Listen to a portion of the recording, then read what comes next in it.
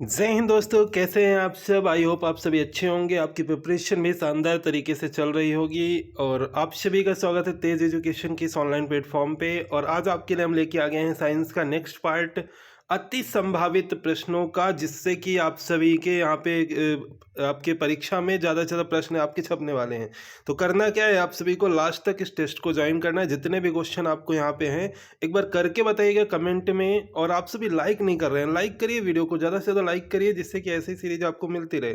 ठीक है, लाइक करिए और शेयर कीजिए। ठीक है, रिस्पॉन्स अच्छा रहेगा तो आपको और भी ऐसे ही शानदार वीडियो मिलने वाले हैं। चलिए शुरुआत करते हैं। टेस्ट दीजिए कितने क्वेश्चन आप करेक्ट कर पा रहे हैं और कमेंट करके आप सभी अपना सजेशन जरूर दें। एक एक कमेंट का मैं आपके चेक करता हूं, तो आप सभी सजेशन जरूर दें। चलिए शुरुआत करते हैं, ज़्यादा टाइम वेस्ट नहीं करेंगे, क्योंकि टाइम बहुत ही ज़्यादा आपके लिए, अगर हम देखें तो टाइम मोस्ट इंपॉर्टेंट है आपके लिए। चलिए शुरुआत करते हैं सबसे पहले फर्स्ट क्वेश्चन के साथ। पहला क्वेश्चन है कि बेरी बेरी रोग जो है ये किस विटामिन की कमी से होता है। बहुत ही शानदार प्रश्न है। और अगर हम शुरुआत करें विटामिन की, कि विटामिन शब्द का प्रयोग सर्वप्रथम किसके द्वारा किया गया था, तो आप सभी को याद है कि विटामिन शब्द का सर्वप्रथम प्रयोग अगर हम देखें तो फंक के द्वारा किया गया था। किसके द्वारा किया गया था? फंक के द्वारा किया गया था। कब किया गया था? तो याद रखिएगा, नोट कर लीजिएगा कब किया गया था। 1911 में किया गया था आपके। ठीक है, तो यहाँ पे अगर हम देखें राइट आंसर क्या हो जाएगा आपका? विटामिन बी1 हो जाएगा। देखिए विटामिन बी वन का अगर हम देखें रासायनिक नाम क्या होता है, तो आपको याद रखना है क्या होता है? थायमीन। विटामिन बी वन का रासायनिक नाम क्या होता है? तो याद रखिएगा थायमीन होता है विटामिन बी1 का रासायनिक नाम। ये कैसा होता है? जल में घुलनशील होता है या वसा में घुलनशील होता है, यानी कि वाटर सोल होता है। आप या आपके देखें तो फैट सोयल, तो कैसा होता है आपका? ये जल में घुलनशील होता है। विटामिन बी1 जो होता है जल में घुलनशील होता है।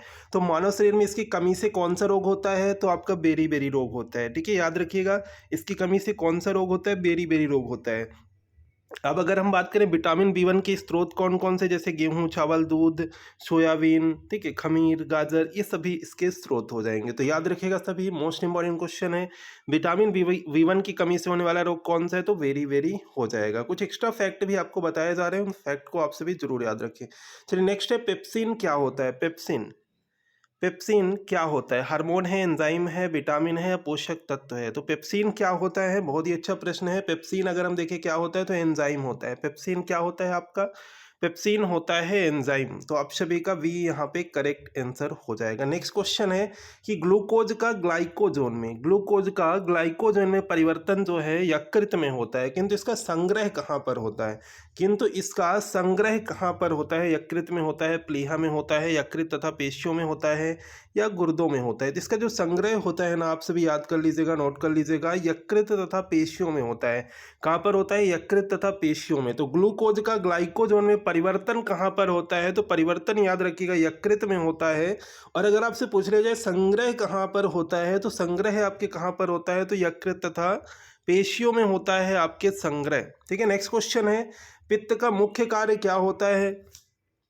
पहला जो हमारा वीडियो था इसके पहले, उसमें भी हमने इससे रिलेटेड एक्स्ट्रा इन्फॉर्मेशन आपको प्रोवाइड की थी। पित्त का मुख्य कार्य क्या होता है? वसा का एंजाइम द्वारा पाचन, उत्सर्जी पदार्थों का निवारण, प्रोटीन के पाचन का नियंत्रण या पाचन में सहायक। देखिए पित्त का मुख्य कार्य क्या होता है अगर आपसे पूछा जाए, तो पाचन में सहायक। पित्त का मुख्य कार्य क्या होता है? तो आप सभी याद रखिएगा, नोट कर लीजिएगा, पित्त का मुख्य कार्य क्या होता है? तो आप सभी याद रखिएगा, पाचन में सहायक होता है। आपकी ये क्या होता है? पाचन में सहायक होता है। अगर आपसे पूछ लिया जाए कि जनन क्षमता में कमी किस विटामिन की कमी से होती है, अगर आपसे पूछ लिया जाए कि जनन क्षमता में जो विटामिन होती है किस विटामिन की कमी से होती है, विटामिन ए की कमी से, विटामिन बी की कमी से, विटामिन के की कमी से, विटामिन ई की कमी से। जनन क्षमता सबसे पहले अगर हम देखें आंसर क्या होगा? विटामिन ई की कमी से। जनन क्षमता में कमी होती है आपके विटामिन ई की कमी से। विटामिन ई का रासायनिक नाम पूछ लिया जाए तो क्या आंसर करेंगे? विटामिन ई का रासायनिक नाम पूछ लिया जाए तो क्या आंसर करेंगे? तो टोकोफेरॉल। क्या होता है? विटामिन ई का रासायनिक नाम क्या होता है? तो टोकोफेरॉल। ठीक है, यह किसमें घुलनशील विटामिन है? Fat soil. ठीक है, तो यहाँ पे अगर हम देखें तो वसा में घुलनशील विटामिन है आपका विटामिन ई। ठीक है, इस विटामिन को अगर हम देखें तो प्रजनन विटामिन भी कहा जाता है। कौन सा विटामिन? याद रखिएगा, प्रजनन विटामिन भी कहा जाता है। क्यों कहा जाता है? क्यों कहा जाता है? क्योंकि यह जनन क्रियाओं के लिए आवश्यक होता है। यही तो आपसे पूछा गया है। तो जनन क्षमता में अगर कमी आएगी तो किसकी कमी है? आपके विटामिन ई की कमी है, क्योंकि इसके अभाव से क्या होता है? मनुष्य में नपुंसकता आती है, और यही आपके जो है जिसकी प्रजनन शक्ति आपकी इससे क्या होती है? क्षीण होती है। ठीक है, तो यह अंकुरित दाने जैसे गेहूं, चना, मटर अगर हम देखें तो इसमें अगर पर्याप्त मात्रा में अगर हम देखें इसके स्रोत हो जाएंगे। तो आपसे पूछा गया है कि जनन क्षमता में कमी किस विटामिन की कमी से होती है, तो आप सभी नोट कर लीजिएगा, विटामिन ई की कमी से होती है। विटामिन ई का रासायनिक नाम क्या होता है? तो एक बार रिवाइज कर लेते हैं, टोकोफेरॉल होता है। इसे कहा जाता है आपके प्रजनन विटामिन भी कहा जाता है, और ये वसा में घुलनशील विटामिन है। किसमें घुलनशील है? वसा में घुलनशील विटामिन है। अगर आपसे विटामिन के की बात करें, विटामिन के का रासायनिक नाम क्या है? तो याद रखिएगा, विटामिन के का रासायनिक नाम है फिलोक्यूलोन। क्या है? फिलोक्यूलोन। ये कैसा विटामिन है आपका? तो यह रक्त स्त्रावरोधी विटामिन है, जो यकृत में प्रोथ्रोम्बिन के निर्माण के लिए आवश्यक होता है। मानव शरीर में अगर बात करें कि विटामिन के की कमी से कौन सा एक तरह से रोग होता है, कौन सी बीमारी बनती है आपके, तो विटामिन के की कमी से अगर हम देखें तो ब्लड क्लॉटिंग नहीं बनता। अगर विटामिन के आपके शरीर में नहीं है तो आपके देखें तो ब्लड क्लॉटिंग नहीं बनता है। ठीक है, इसीलिए अगर हम देखें जब कोई भी आपकी चोट लगती है शरीर में तो जो रक्त है ना स्त्राव होने लगता है, बहुत अधिक रक्त निकलेगा, पर कुछ ही समय बाद आप देखेंगे कि रक्त क्या है? जम जाएगा, यानी रक्त निकलना बंद हो जाएगा। तो जो रक्त निकलना बंद हो जाता है वही तो है आपके विटामिन के। अगर विटामिन के की आपकी कमी होगी तो फिर आपके रक्त निकलता ही रहेगा, रक्त का स्त्राव अगर हम देखें तो होता ही रहेगा। ठीक है, अगर हम देखें इसके स्रोत तो याद रखिएगा, स्रोत इसके क्या होते हैं? हरी पत्तेदार सब्जियां, टमाटर, अगर आप इनका सेवन करते हैं तो विटामिन के आपके शरीर में मौजूद रहेगा। ठीक है, तो नेक्स्ट जैसे कि अगर हम देखें इसी तरह से आपके ऑप्शन है विटामिन बी। अब आपसे पूछ लिया जाए विटामिन बी की अगर हम बात करें तो देखिए विटामिन बी जो है ना ये जल में घुलनशील विटामिन है। सबसे पहले अगर हम देखें जल में घुलनशील विटामिन है आपके, और एक तरह से 11 प्रकार के विटामिनों का समूह होता है आपके विटामिन बी। इस विटामिन में नाइट्रोजन पाया जाता है। अब 11 प्रकार की जैसे विटामिन बी1 हो गया थायमीन, विटामिन बी2 हो गया राइबोफ्लोविन, विटामिन बी3 हो गया नियोसिन, विटामिन फिर बी6 हो गया पायरोडॉक्सिन, बी7 हो गया बायोटीन। इस तरह से आप सभी ने चैप्टर को कंप्लीट किया होगा। तो आपका राइट आंसर है ऑप्शन डी। नेक्स्ट क्वेश्चन कर लेते हैं, निम्नलिखित में से कौन सा दूध प्रोटीन है आपके? इनमें से कौन सा दूध प्रोटीन है? दूध में अगर हम देखें इनमें से कौन सा प्रोटीन पाया जाता है, तो दूध में आपके कैसीन अगर हम देखें दूध प्रोटीन हो जाएगा। कौन सा दूध प्रोटीन है? तो कैसीन हो जाएगा आपका। नेक्स्ट है, किस विटामिन को हार्मोन भी कहा जाता है?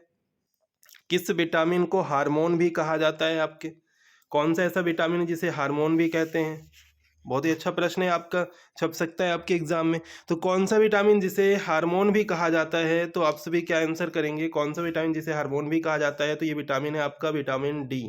विटामिन डी अगर हम देखें तो आपका राइट आंसर है ये। अगर हम देखें विटामिन डी का रासायनिक नाम क्या होता है, विटामिन डी का रासायनिक नाम क्या होता है, तो आप सभी को याद रखना है कैल्सीफेरॉल। कैसा विटामिन है? यह आपके वसा में घुलनशील विटामिन है। ये अगर हम देखें तो क्या करता है, यह विटामिन हड्डियों को मजबूती प्रदान करने में सहायक होता है। ठीक है, हड्डियों को मजबूती प्रदान करने में सहायक होता है। इसकी कमी से बच्चों में कौन सा रोग देखने को मिलता है? कमेंट करके बताइएगा, मैं सभी के कमेंट चेक करूंगा। इसकी कमी से कौन सा अगर हम देखें तो रोग होता है, बच्चों में कौन सा रोग होता है इसकी कमी से? ठीक है, आप सभी कमेंट करके बताइएगा, एक एक के कमेंट चेक किए जाएंगे, फिर कल के वीडियो में हम देखेंगे किसने अच्छे से आप सभी के आंसर किया है क्वेश्चन का। चलिए नेक्स्ट है, मलेरिया रोग का प्रमुख कारक क्या होता है आपके? मलेरिया रोग का प्रमुख कारक क्या होता है आपके? इनमें से मलेरिया रोग का प्रमुख कारक क्या होता है? प्लाज्मोडियम अगर हम देखें तो मलेरिया रोग का प्रमुख कारक हो जाएगा। ठीक है, प्लाज्मोडियम आप सभी ने आंसर किया है। नेक्स्ट क्वेश्चन है, यांत्रिक ऊर्जा को विद्युत ऊर्जा में बदलता है विद्युत मोटर, लाउड स्पीकर, माइक्रोफोन या डायनामो? यांत्रिक ऊर्जा को विद्युत ऊर्जा में बदलता है आपके इनमें से कौन? यांत्रिक ऊर्जा को विद्युत ऊर्जा में इनमें से कौन बदलता है आपके? देखिए ऑप्शंस में से, तो आप सभी ने राइट आंसर किया है। राइट आंसर आप सभी ने किया है, बहुत ही अच्छा प्रश्न है आपका। माइक्रोफोन हो जाएगा करेक्ट आंसर। यांत्रिक ऊर्जा को विद्युत ऊर्जा में कौन बदलता है? तो आप सभी याद रखिएगा, ऑप्शन यहाँ पे देखें तो डायनमो आपका राइट आंसर होगा। सॉरी बच्चों, डायनमो आपका राइट आंसर होगा। ठीक है, डायनमो। क्योंकि यहाँ पे यांत्रिक ऊर्जा को विद्युत ऊर्जा में बोला गया है, यांत्रिक ऊर्जा को विद्युत ऊर्जा में बोला गया है, तो आप सभी का करेक्ट आंसर क्या होगा? डायनमो आप सभी का राइट आंसर होगा। ठीक है, डायनमो आप सभी का करेक्ट आंसर यहाँ पे हो जाएगा। नेक्स्ट क्वेश्चन करते हैं। नेक्स्ट क्वेश्चन है आपके कि हृदय में जो विकार का पता लगाने के लिए किसका प्रयोग किया जाता है? तो अब बहुत ही आसान सा क्वेश्चन है कि हार्ट, एक तरह से हृदय में अगर आपके हृदय से कोई समस्या है, आपके हार्ट से रिलेटेड कोई आपको प्रॉब्लम क्रिएट हो रही है, तो उसके लिए एक टेस्ट होता है। कौन सा टेस्ट होता है? जिसके द्वारा अगर हम देखें हृदय में विकार का पता लगा सकते हैं। तो हृदय में विकार का पता लगाने के लिए अगर हम देखें कौन सी होती है, तो आपके ईसीजी जांच होती है ना, हृदय के लिए होती है। ठीक है, ईसीजी इलेक्ट्रोकार्डियोग्राफ इसका फुल फॉर्म होता है। तो हृदय में विकार का पता लगाने के लिए कौन सा प्रयोग किया जाता है? तो ईसीजी किया जाता है। ठीक है, डॉक्टर के पास आप जाएंगे, अपनी समस्या अगर बताएंगे तो सबसे पहले क्या बोलता है वो, ईसीजी करवा लीजिए। ठीक है, तो ईसीजी की जाती है आपके हृदय में विकार का पता लगाने के लिए। अगला प्रश्न है कि निम्नलिखित में से किस रंग की तरंगदैर्ध्य सर्वाधिक होती है? किस रंग की तरंगदैर्ध्य जो है आपके सर्वाधिक होती है? लाल, बैंगनी, पीला, हरा, किसकी तरंगदैर्ध्य सर्वाधिक होती है? तो राइट है आप सभी का। अगर आपसे पूछा जाए तरंगदैर्ध्य सर्वाधिक किसकी होती है, तो आपको याद रखना है लाल की होती है। तरंगदैर्ध्य सर्वाधिक किसकी होती है? तो लाल की होती है। ठीक है, अगर तरंगदैर्ध्य कम किसकी होती है पूछा जाए तो बैंगनी की होती है। अगर आपसे कम पूछा जाए तो बैंगनी की होती है, ज़्यादा पूछा जाए तो लाल की होती है। ठीक है, अगर आपसे पूछ लिया जाए वर्ण विक्षेपण अगर आपसे पूछा जाए कि सबसे कम किसका होता है, तो किसका होता है? तो आपके लाल का होता है। अगर आपसे पूछा जाए सबसे ज़्यादा किसका होता है, तो सबसे ज़्यादा बैंगनी का होता है। तो ये आपको याद रखना है कि अगर आपसे तरंगदैर्ध्य पूछा जाए तो लाल का ज़्यादा होता है, वर्ण विक्षेपण कम होता है। बैंगनी का अगर पूछा जाए आपके तरंगदैर्ध्य तो कम होता है और वर्ण विक्षेपण ज़्यादा होता है। तो इस तरह से आप इनको साथ में याद कर सकते हैं। आप सभी का right answer option first. Next है, सूर्य के प्रकाश में किस रंग का प्रकीर्णन सबसे अधिक होता है? सूर्य के प्रकाश में किस रंग का प्रकीर्णन सबसे अधिक होता है? बहुत ही अच्छा प्रश्न है। और दोस्तों, अगर आप सभी ने इस वीडियो को शेयर नहीं किया ना, कर दीजिएगा अपने सभी दोस्तों के साथ। और लाइक तो बनता है, लाइक कीजिएगा ज़्यादा से ज़्यादा। लाइक आपके कल के वीडियो में लाइक बहुत ही कम देखने को मिले हैं, तो जितने व्यू हैं तो उतने तो आपके नहीं तो 50% तो लाइक होने चाहिए। तो लाइक आपको जरूर करना है वीडियो को। देखिए, सूर्य के प्रकाश में किस रंग का प्रकीर्णन सबसे अधिक होता है? तो आप सभी को याद रखना है कि प्रकीर्णन किसका अधिक होता है? तो बैंगनी अगर हम देखें तो आप सभी का राइट आंसर हो जाएगा। नेक्स्ट क्वेश्चन है कि निम्न में से दूध में कौन सा अम्ल पाया जाता है? दूध में कौन सा अम्ल पाया जाता है? आपके बहुत ही अच्छा प्रश्न है। दूध में कौन सा अम्ल पाया जाता है? दूध में पाया जाता है बच्चों लैक्टिक अम्ल। कौन सा अम्ल पाया जाता है दूध में? दूध में पाया जाता है आपका लैक्टिक अम्ल। ठीक है, आप सभी नोट कर लीजिएगा, दूध में कौन सा अम्ल पाया जाता है? तो लैक्टिक अम्ल पाया जाता है। देन अगला प्रश्न है कि किस रोग के रोकथाम के लिए बीसीजी टीका लगाया जाता है? किस रोग के रोकथाम के लिए बीसीजी टीका लगाया जाता है? टीबी, पोलियो, टाइफाइड या छोटी माता। तो कौन सी ऐसी डिसीज है जिसके रोग के लिए आपके बीसीजी टीका लगाया जाता है? तो टीबी ट्यूबरक्लोसिस अगर हम देखें तो यहाँ पे अगर हम देखें टीबी के लिए अगर हम देखें इसके रोकथाम के लिए कौन सा टीका लगता है? तो आपके बीसीजी का टीका लगाया जाता है। ठीक है, आप सभी right answer option first. Next question है कि मलेरिया रोग में शरीर का कौन सा अंग प्रभावित होता है? कौन सा अंग प्रभावित होता है मलेरिया रोग से? मलेरिया रोग से प्रभावित होने वाला शरीर का कौन सा अंग है आपके? तो प्लीहा अगर हम देखें स्प्लीन आपका राइट आंसर है, जो कि अगर आपके मलेरिया आपके हो जाता है शरीर में तो इससे सबसे प्रभावित अंग जो है कौन सा आपका? प्लीहा। ठीक है, आप सभी का right answer option first. Next question है, हाइड्रोफोबिया जो बीमारी है किसका टीका लगाया जाता है? हाइड्रोफोबिया बीमारी में किसका टीका लगाया जाता है आपके? हाइड्रोफोबिया बीमारी किसका टीका लगाया जाता है? तो यहाँ पे अगर हम देखें हाइड्रोफोबिया बीमारी में किसका टीका लगाया जाता है, तो अगर हम देखें तो आपका राइट आंसर हो जाएगा ऑप्शन सी आंसर आपका राइट आंसर हो जाएगा दिए गए ऑप्शंस में से। नेक्स्ट क्वेश्चन है कि निम्नलिखित में से आंखों के किस रोग को दोष को दूर नहीं किया जा सकता है? कौन सा ऐसा आंखों का जो आपका एक इनमें से डिसीज है जो कि दूर नहीं किया जा सकता है? तो आंखों से संबंधित जैसे कि मायोपिया हो गया।